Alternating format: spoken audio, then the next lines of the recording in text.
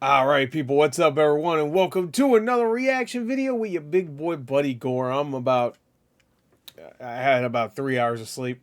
I just got done watching a death battle with two characters that were wacky and I had no idea what was going on. And now I'm here to watch some Alan Wake 2, so I get scared. So I'm not even kidding, I really had 3 hours of sleep. I had to get up and now you ever just like, you got 3 hours of sleep or you got like a really limited amount of sleep and then you're like, well, I'm gonna go back to bed, and then your body's like, nah, just do things. Yeah, all right. So like thinking about going to bed should be like, but it's like it's 1 o'clock in the afternoon. What we're gonna do? Anyway, so let's get to it. Alan Wake 2 exclusive hands-on preview from IGN. So we already got like 11 or 12 minutes from IGN a few days ago, which was very good.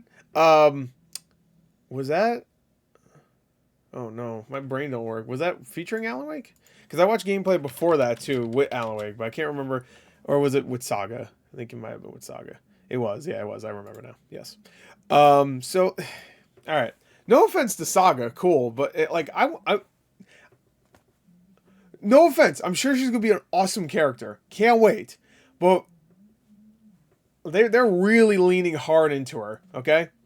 Which, again, cool, but, like, we haven't had a lot of Alan Wake. We had one gameplay thing that came out. Not a trailer, but, like, a gameplay snippet. Like, it was, like, 11... I say snippet, but it's pretty long. But, like, it's about 11 minutes. But it wasn't, like, I don't think it was officially released. It came out from Gamescom, and, like, a bunch of random reposters of stuff like that put it up. But it was never, like, up on IGN or GameSpot or any of these big publications or whatever. We've had two now. Saga... ones. I keep saying that, but maybe Alan Wake will be in this. She's in the thumbnail, so I just assume she's gonna be. Yeah, we'll see. Anyway, hands-on preview also makes me think they played a lot of the game, so I'm sure that we're gonna get some Alan Wake. I shouldn't. I'm sorry. I'm tired. I'm complaining. I just I want Alan Wake. No offense to Saga, she looks great, but I want Alan Wake. It's called Alan Wake, you know. Anyway, so let's go. 3, 2, 1, and play.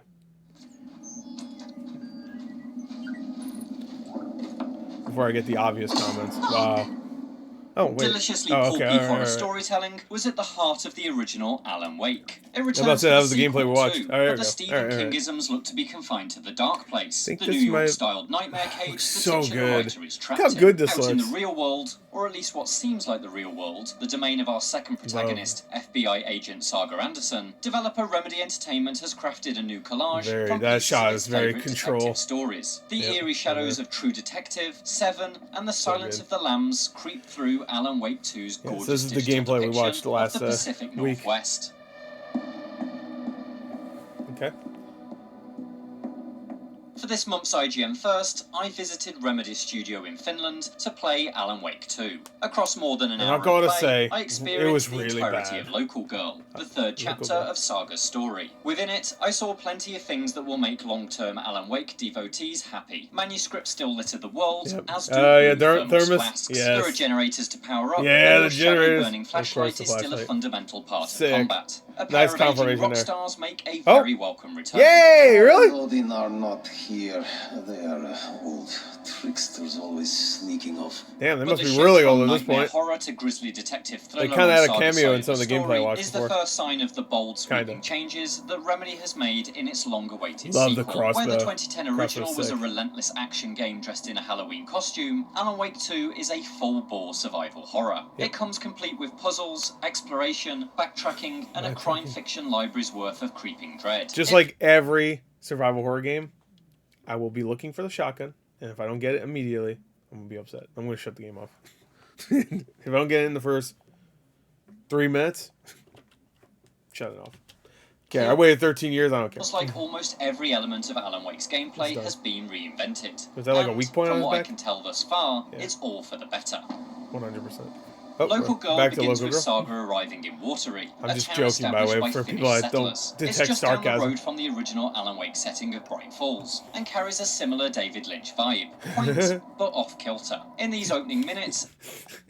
All right. It's clear Not that a good Alan question. Wake 2 Yeah. is unlike Very, any other very game Twin Remedy Peaks. has made before. There's no urgency as I wander down Main Street, chatting with the locals about a nearby trailer park, a lead in my wider investigation into the cult of the tree, the story's looming threat. But while this may be slower paced than Remedy's previous action romps, it's no less weird. Everyone seems to already know who I am, despite this being Saga's first visit to Watery. Yep, watch that and in that gameplay Artie is too. performing Yeah, a Artie! number at the local From cafe. Control. Yes, Artie, the janitor from Control. Yes. So good. I love that they're building this universe. The coffee here is damn fine, but the atmosphere certainly is. Oh, good the vibes. road's flooded. But if you just follow this trail behind I mean good, I mean it'll lead you there. terrifying. A chat with entrepreneurial oddballs the Koskela brothers puts me on the trail of some spare keys for the trailer park, which are locked up in the gift shop. Did you have to look for spare keys in the original game too? In the trailer park? I swear to God, you had to do this exact same thing in the beginning of the game. Or like a little further into the game. A local theme park. My journey there reveals that entrepreneurial oddballs the Koskela brothers puts me on the trail of some spare keys for the trailer park, which are Okay. I think in the first game you're in a trailer park and you have to get some keys for I think just one of the trailers. I think that's a little bit later in the game actually. That's like maybe almost halfway through, because you're looking for who are you looking for at that point? Somebody. Up in the gift shop of Coffee World, a local theme park. Been a while. My journey there reveals that Alan Wake 2's world is built entirely different from its predecessor. Rather than the A to B shooting galleries that made up the original game, Watery is an open hub of snaking forest trails that can be freely explored and backtracked through. Sick. This has affected the scenario design. Across the duration of the chapter, which makes my sense. You objectives need to go take back me to get and forth, some shit. discovering and revisiting locations as new items and information expand the story. Of course. Backtrack, unlock things, that Metroidvania goodness. Walk through Watery presents an air of Silent Hill, then this later approach positions Alan Wake 2 close to Resident Evil, which has long used its police stations and villages in a similar manner. That relationship is further emphasized by the abundance of puzzles. As I get closer to Coffee World, I stumble across a number of containers. Said the abundance. Each locks by a brain teaser with a difficulty level that scales in correlation with... If you take the crossbow out, put it back in the stash when you're done. The rewards inside. I find a basic supply chest that's protected by a simple memory minigame. Let us know. New Game Plus? That's what I want to discover a lockbox containing a powerful crossbow. Cracking it requires a close study of the surrounding environment, as the bolts embedded in the nearby targets are clues to the padlock's wearing the mask. This does not belong to you. Combination. Looks like they're tools of the Nobody knew who I was until I appreciate put this on more the mask. involved and ambiguous approach over Resident Evil's tradition of using an unusual item as a key. Yeah, like a heart key and still shit. make an appearance Shield key. later in the chapter. Oh, the touch does it? of Resident Okay. Evil So- can also be found in Alan Wake 2's combat encounters, which are framed from an almost identical camera angle and have the Resident Evil remake's 2, same yeah. snappy, stressful gunplay.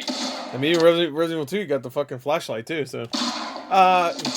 There's a Rip grisly off? wound No. system too that opens up wet cavities with each More like gunshot. Resident Evil 3, but that 'cause you got that familiar dodge. foundation is blended with more original Remedy ideas. The dodge returns from the first game, so ducking beneath hurled hatchets and melee swipes good. is still Love the part dodge. of the Look at rhythm. that. And then there's So the core of satisfying. Alan Wake's DNA, the flashlight. Enemies are still cloaked in shadow, which must be burned away with the beam of your torch before bullets will inflict damage. It's great to see that unique mechanic return, not only for its ties to the lore, but also because it Am I the only one who was just like, use your knife to parry? Oh, wait, shit. provides a distinct, tension-laced two-step approach to every enemy. Nasty. So yeah, pretty much all this gameplay was from the one we watched last week. I'm assuming that's the gameplay they played. They played that, they recorded it, and now they're talking about it. So far, At the same time, not much else it's new. equally great to see what Remedy has dropped from its original formula. The encounters in this demonstration mission are a far cry from the relentless waves of enemies that populated the first game. Instead, moments of violence are spaced much further apart and involve just one or two assailants. A single foe is a significant, bullet-absorbing challenge. It makes fights you say that like maybe it's a negative. I'm not sure if he's talking about like in the original. There's always an onslaught of enemies. Dude, the fucking rock band, like the rock concert scene towards the end of Alan Wake, or like maybe like 60-something% of the way through or something.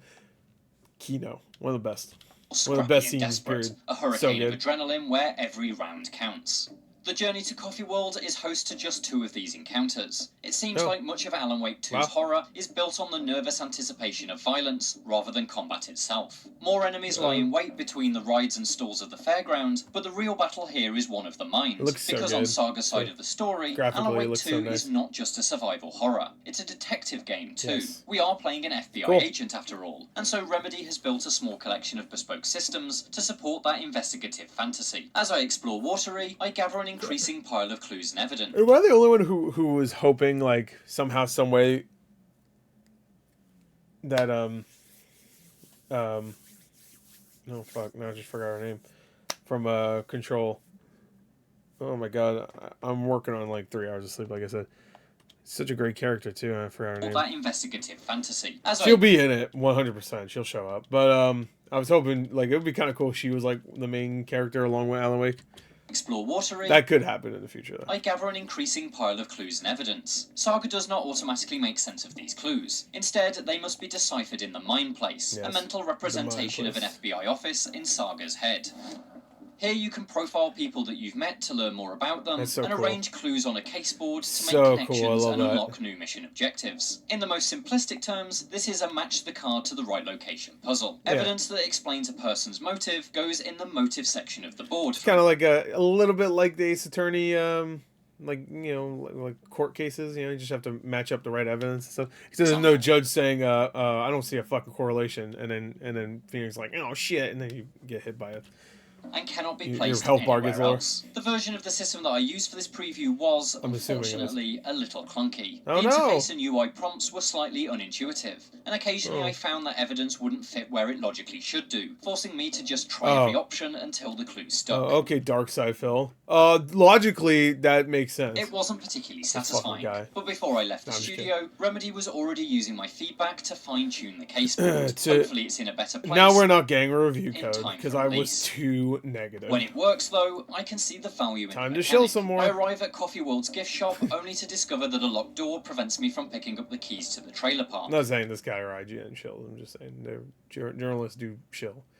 But everybody shills for all these big companies. It's fucking embarrassing. Not that Remedy is a big company, but I was thinking about like the Starfield thing, and also all the Disney shills out there. So using the caseboard, I'm able to piece together Disney's mark on it. I like it. Don't care. Don't even need to see it. Block was released using a screwdriver, and a maintenance man reports having recently fixed the percolator ride. The clues combine to trigger a new objective. Find the screwdriver used by the maintenance man and use it to break the gift shop's lock. Using screwdrivers to break into gift shops isn't exactly standard procedure.